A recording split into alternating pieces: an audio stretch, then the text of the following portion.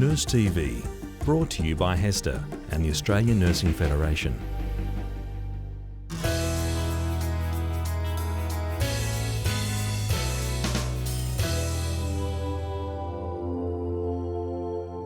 Hi, my name is Luke Christophers. I'm an emergency nurse practitioner working at the Lyell McEwin Hospital in Adelaide.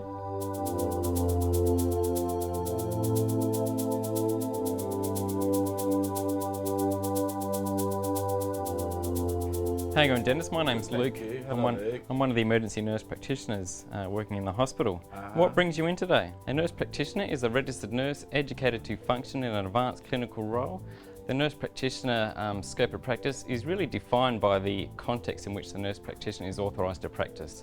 So nurse practitioners can be different between specialty to specialty, but also can be different within the same setting. So each emergency nurse practitioner may have a different scope of practice.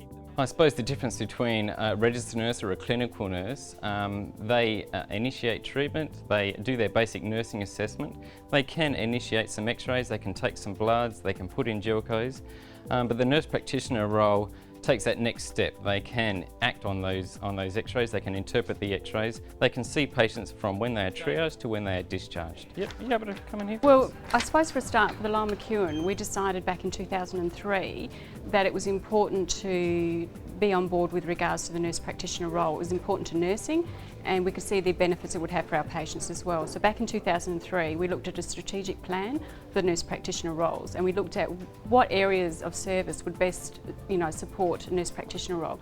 And the emergency department was an obvious one to start off with. So, and Luke was interested, obviously, so we supported him in that role, basically, and moving forward to becoming a nurse practitioner.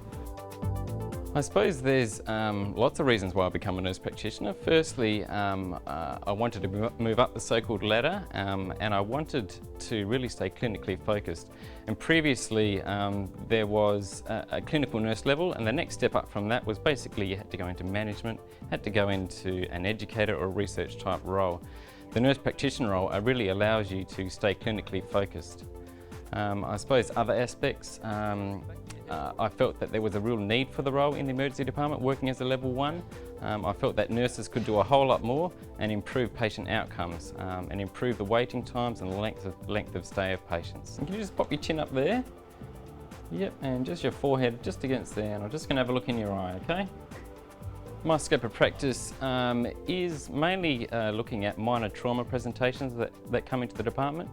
We initially started the role off quite small and then have expanded the role to allow for more patients to be seen by nurse practitioners and to allow for the role to be more effective. I look at minor trauma, ENT presentations and eye injuries at the moment.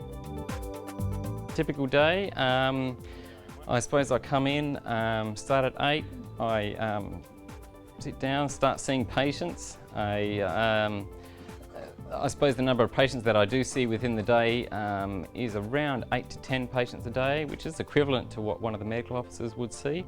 And if things fall outside my scope of practice, or if a presentation becomes too complicated, then once again I go off and ask one of the medical officers for any assistance. A patient that presented here who's lacerated his finger, it looks like there may be some tendon involvement. I'm just wondering if you're able to come and have a look. Yeah, whereabouts on the finger is it? It's just on the ulnar side of the little finger, yep. And it also goes around to the posterior aspect of the finger. Okay, and what's your assessment? Which tendon? I suppose there's other aspects to the role. There's the nurse practitioner is also a manager, is also an educator and also a researcher. Even though the role doesn't focus on that, these are aspects to the role. So there's other non-clinical aspects of the role that are quite important, being a member of different parties through the Department of Health, through the South Australian Nurse Practitioner Association and various other things that I'm involved with. So there's the clinical aspect, but also the non-clinical aspect to the role. Yeah, I suppose it was a lot of pressure. I am the first emergency nurse practitioner in South Australia, and I think the second in Australia, so there was a big ask. I was the first nurse practitioner at the Lyell McEwin Hospital, so I did feel quite a lot of pressure about making the role really work and not getting any of the negative feedback that some nurse practitioners have had and some of the problems that they have had implementing the role. But I've been very lucky with the support of the hospital, which has really made it a lot more easier to get the role implemented.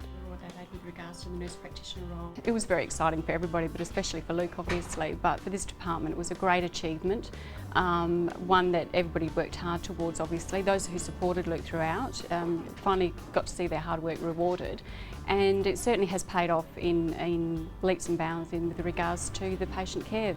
Luke, I was wondering, we've got this patient's been waiting in the waiting room for about 4 hours. Are you able to just pop out and just have a quick look at him for us? Yeah, no worries. Yep. I suppose I've been quite lucky at the Lyell McEwin. I've had very supportive nursing and medical and executive support, and I think it is quite important to get that support for the role. There are some barriers that you do come up against, and they're mainly barriers that look about legislation, looking at the ability to take blood alcohols, the ability to have access to provider numbers, and the prescription ability. But these will come with time. I'm just going to have a look at the wound, okay? All right. Just so that we know what we're looking at before we stitch it. Make sure you haven't got any tendon injuries or any nerve injuries or anything like that, okay? Yeah, I suppose education was a real big aspect when developing the role. You really had to educate the hospital staff, you had to educate the nurses, and you also had to educate the patients that are going to use your service. And that's how you gain the support for the role and really get the role implemented. So initially when I started the role, they were given handout information about the nurse practitioner role, and they always have an option to see a medical officer if they wish to. But initially, no patients did want to see a medical officer. They were quite happy with the treatment that I provided and felt that it was an appropriate person treating their condition. I suppose the autonomy of the role, being able to make a difference in the department, being able to reduce the waiting times, being able to get patients in, get them seen and get them discharged within a short time frame, and really provide appropriate healthcare to a defined population. I think that any nurses that are out there that are really interested in the nurse practitioner, I would really encourage them to go out, really investigate the role, really identify needs within the department, and see how they could fill the gaps and provide, I suppose, appropriate healthcare to a defined population, no matter where it is, whether it's in an ED, whether it's in a coronary care unit, where it's in a respiratory unit. I'd really encourage nurses to go out there because they can make a difference in patient outcomes.